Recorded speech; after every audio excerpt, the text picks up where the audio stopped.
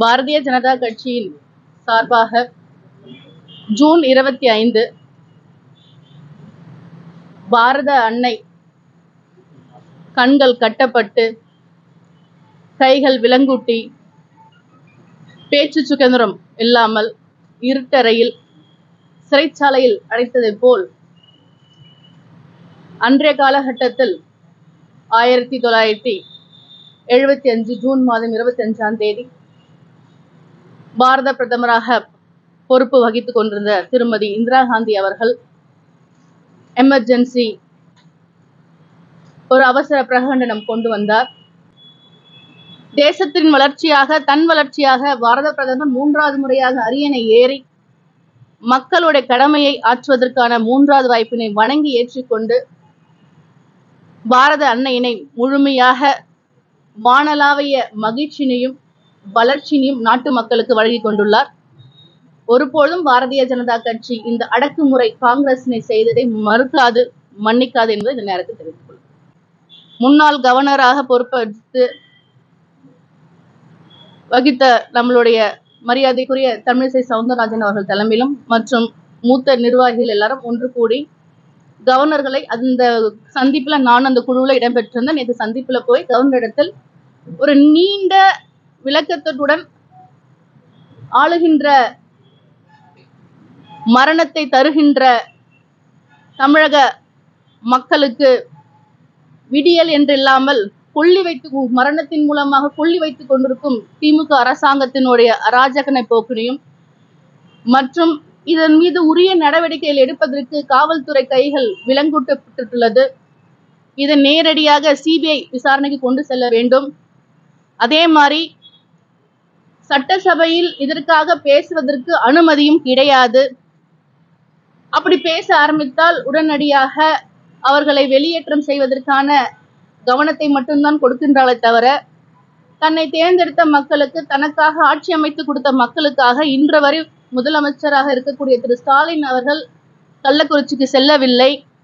அதற்கான தார்மீக பொறுப்பினை ஏற்றுக்கொண்டு அதனுடைய மதுவிலக்கு மற்றும் அதற்கான அமைச்சர் இன்னும் சென்று பார்க்கவில்லை. இன்னும் மரண ஓலைகள் கருணையபுரத்தில் கள்ளக்குறிச்சி கருணாபுரத்தில் ஒழித்து கொண்டுதான் இருக்கின்றது. இதை நேரடியாக எங்களுடைய மரியாதைக்குரிய மாநில தலைவர் அவர்கள் எடுத்துரைத்து இதற்காக பாரதிய ஜனதா கட்சி ஒரு மிகப்பெரிய போராட்டத்தினை முதல் கட்சியாக மக்களின் குரலாக இந்த அநியாயத்தினை இந்த அட்டுழியத்தை எதிர்த்து ஒரு கட்சி நிகழ்ச்சி நாங்கள் போராட்டம் நடத்தணும். நாங்கள் போராட்டம் நடத்துறதுக்கு முன்னதாகவே எங்களை ஒரு தார்மீக பொறுப்பினை ஏற்க மறுக்கின்ற ஆளுங்கட்சியினை எந்த ஒரு அரசியல் கட்சியும் சந்தித்து மக்கள் மன்றில் கொண்டு வர வேண்டும் என்ற ஒரு உள்நோக்கத்தோடு இல்லாமல் பொது நலத்தோடு நாங்கள் செயல்படுகின்ற பொழுது எங்களையும் அரெஸ்ட் பண்ணாங்க. இதுல ஒரு வருத்தத்துக்குரிய விஷயம் என்றால் பெரும்பாலான பெண்கள் கலந்து கொண்டார்கள். குழந்தைகளும் வந்திருந்தாங்க இல்லத்தரசிகளுடன். இரவு 10:30 மணி வரைக்கும் அவங்கள எல்லாருமே மண்டபத்தை வச்சாங்க. 7-8 மணிக்கு பெண்களுக்கு பாதுகாப்புடன் ஒரு சட்டத்துக்கின் கீழாக அவர்களை விடுதலை செய்திருக்க வேண்டும். வெளியே அமைச்சிருக்கணும், மண்டபத்தை விட்டு அரெஸ்ட் பண்ண இடத்துல இருந்து. ஆனா 10:30 மணி வரைக்கும் வச்சிருந்தாங்க வேண்டும் என்றே.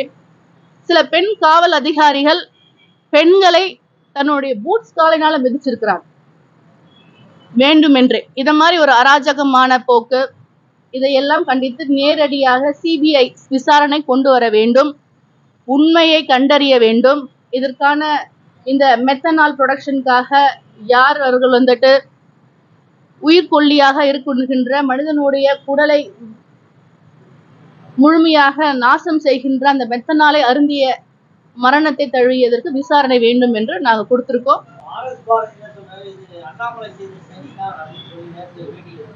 இதுல என்ன அண்ணாமலை அவர்கள் செய்த சதி இருக்கு? மக்களுடைய அப்போ நீங்க இந்த 58 பேர் கிட்டத்தட்ட 60 பேர் ஆயிட்டாங்க மரணம். இந்த மரணத்திற்கு யார் பொறுப்பேற்க வேண்டும் என்று யார் கேள்வி கேட்கிறார்களோ அவர்கள் மீது நீங்க பழி போடுவீங்களா? இல்ல ஒரு தெளிவான விளக்கம் வேண்டும், விசாரணை வேண்டும், மக்கள் மன்றத்தில் இதை கொண்டு செல்ல வேண்டும் என்று போராடுகின்ற உத்தம தலைவனுக்காக இதெல்லாம் இவர் தான் காரணம்னா அப்ப இந்த மெத்தனால் எத்தனால் ப்ரொடக்ஷன் பண்றவங்க யாருன்னு போய் கண்டுபிடிச்சிட்டாங்களா?